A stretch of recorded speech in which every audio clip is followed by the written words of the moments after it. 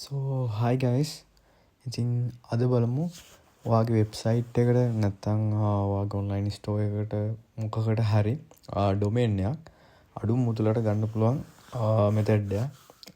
මෙතන අපි යූස් කරන්නේ GoDaddy එක. ඕගොල්ලෝ එන GoDaddy එකට සිම්පල් විදිහටම ලොගින් වෙන්න. ඔයගොල්ලන්ට ඊට පස්සේ එන්න තියෙන්නේ GoDaddy එකේ කෙලිම මේන් බාර් එකට ඔයාට සර්ච් කරන්න තියෙන්නේ ඔයාගේ බිස්නස් එකේ ඔයාට ඕන ඩොමේන් එක. ඒ කියන්නේ ඩොමේන් එකේ සාමාන්‍ය ඔයාගේ බිස්නස් එකේ නේම් එක ගහන්න මෙතන බාර් එකට. මෙතන මම ගහන ඉඳලා sky planet කියලා ගහනවා. ඊට පස්සේ අපි සර්ච් කරලා බලමු අපිට අඩුවටම ගන්න පුළුවන් ඩොමේන් එක. මොකද අපි සාමාන්‍ය කොම් එකක් ගන්න සාමාන්‍යයෙන් $10 වගේ යනවා. ඉතින් අපි මේ වෙලාවේ ලොකු බජට් එකක් අපි වේදම් කරන්නේ නැහැ. අපිට පුළුවන් අඩුම ගානට අපි එකක් හොයාගන්න. ඉතින් අපි බලමු මෙතන මොකද අපිට අඩුවටම හොයාගන්න පුළුවන් කියලා. මෙතන කොම් එක 14යි.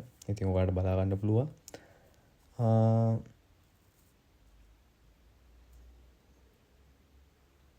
මෙතන තියෙනවා 2යි ගානට 1යි ගානට. ඉතින් මම බේසික් අඩුම යනවා. ඉතින් ඔයාලට පුළුවන් ඔයගලන් choice එක අනුව තෝරගන්න. මෙන්න මෙතන sky planet pro .online 1.43 රුපියල් 500ක් වගේ. හරි ඔයා චෙක් අවුට් කරන්න ඔයා කාඩ් එක. ඔයා මෙතන කාඩ් එක ගත්තම එකපාරම ඔයාට පෙනේ 200 ගාණක් 300 ගාණක්. ඒක ප්‍රශ්නයක් වෙන්නේ නැහැ. මොකද මේගොල්ලෝ දීලා තියෙන්නේ 1 years වලට ඒ ඔෆර් එක. ඉතින් 1 years දාගන්න චෙක් අවුට් කරන්න. මෙතන මම චෙක් අවුට් කරාට පස්සේ ඩොමේන් එක මට මෙහෙම පෙන්නනවා. ඩොමේන් එක මගේ මෙතන කන්ටිනියු කරන්න. සාමාන්‍යයෙන් ඒගොල්ලෝ 5 minutes වගේ ගන්නවා ඩොමේන් එක සාමාන්‍ය ඔන්ලයින් අරින්න. ඒ ටයිම් එකේ ඔයා දීලා ඔයා එන්න අපි මේක Shopify එකට කනෙක්ට් කරන නිසා Shopify එකට මම පෙන්නන්නම්. මෙතන ඔයා යන්න ඕන connected access domain කියන එකට. මෙතන ඔයාගේ domain එකේ name එක ගන්න ඔයා ගත්ත එක නැත්නම් ඔයාගව තියෙන එක. ඊට පස්සේ next click කරන්න. domain එක හරියටම search කරලා දාන්න. මොකද නැත්නම් ආයේ ඒක ප්‍රශ්නයක් වෙනවා.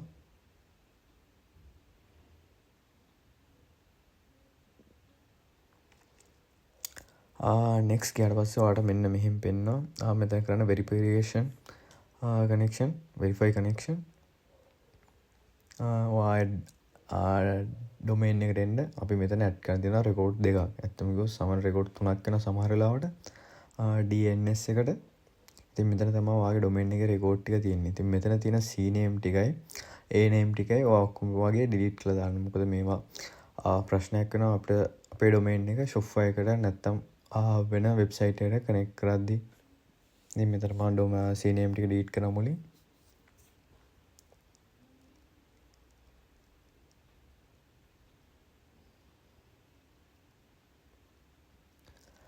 හරි අපි යම් මෙතන add new record මුලින්ම C name එක add කරමු. මෙතන ඔයා type එක තෝරන්න C name එක. එතකොට මෙතන දාන්න ඕන name එකයි value එකයි. ඔයාට පුළුවන් Shopify එකේ දීලා තියෙන data ටික add කරන්න. වෙන මොකුත් ඔයාට change කරන්න දෙයක් නැහැ. මුලින්ම මම ඒක add කරන්නේ.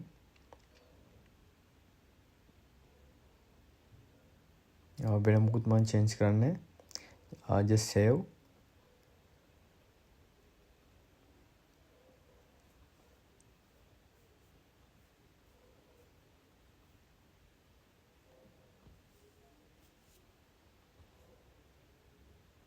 C name එක add කරමු.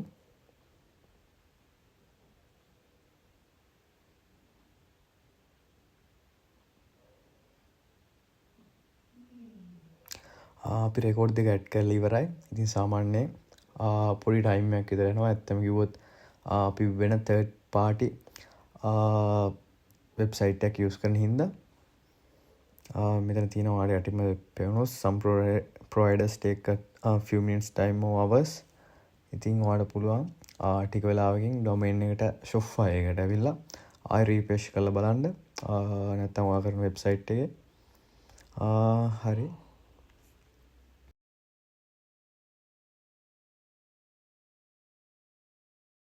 එතන මං කලින් තිබ්බ ආයේ ඒ රෙකෝඩ් එකක් මම අයින් කරා. මොකද මෙතන මට වැලියු එක පෙන්වුවේ නැහැ. මේ ඇවිල්ලා මම පැය 2කට පස්සේ ආයෙ මම රිටර්න් වුණේ. ආයෙ මම කනෙක්ට් කරන්න යද්දි මෙන්න මෙතන පෙන්නනවා TXT රෙකෝඩ් එක. ඉතින් සමහර ටයිම් වලට මේක ඉල්ලන්නේ නැහැ. සමහර ටයිම් වලට ඉල්ලනවා. ඉතින් ඒකත් කරන්නේ අර විදිහම තමයි. ඒ රෙකෝඩ් එක TXT කැටගරි එකට ඇඩ් කරනවා. ඔයා එන්න ගොඩඩි එකට ඔයාගේ DNS රෙකෝඩ් එකට ඇඩ් නිව් රෙකෝඩ් යන්න ඔගේ රෙකෝඩ් එක ඇඩ් කරන්න.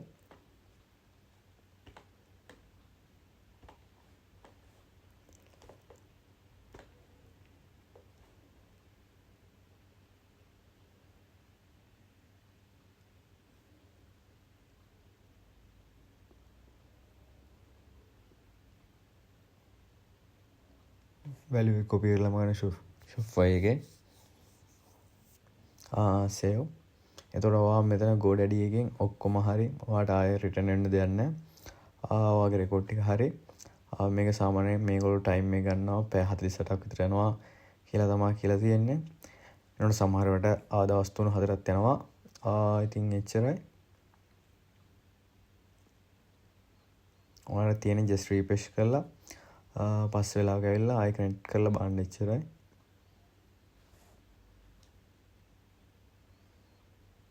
මෙතන වෙරිෆිකේෂන් කරපු ගමන් මේ ගොඩක් වෙලා කන්ෆර්ම් වෙලා කරගලා ඔයාලට දෙනවා මෙන්න මේ වගේ මැසේජ් එකක්. සාමාන්‍ය මුලින්ම need attention කියලා ඔයාගේ domain එක උඩින් පෙන්නයි. ඒක normal මොකද අපි third party use කරන හින්දා. මෙතන කියලා තියෙනවා ඒගොල්ලෝ පැය 48ක් විතර යනවා කියලා TXT එක වෙරිෆිකේෂන් කරගන්න. ඉතින් අපි ඒගොල්ලන්ට ඒ ටයිම් එක දීලා අපි ඊතුරු වැඩවට යනවා. ඉතින් එච්චරයි. ඊළඟ වීඩියෝ එකේ හම්බෙමු.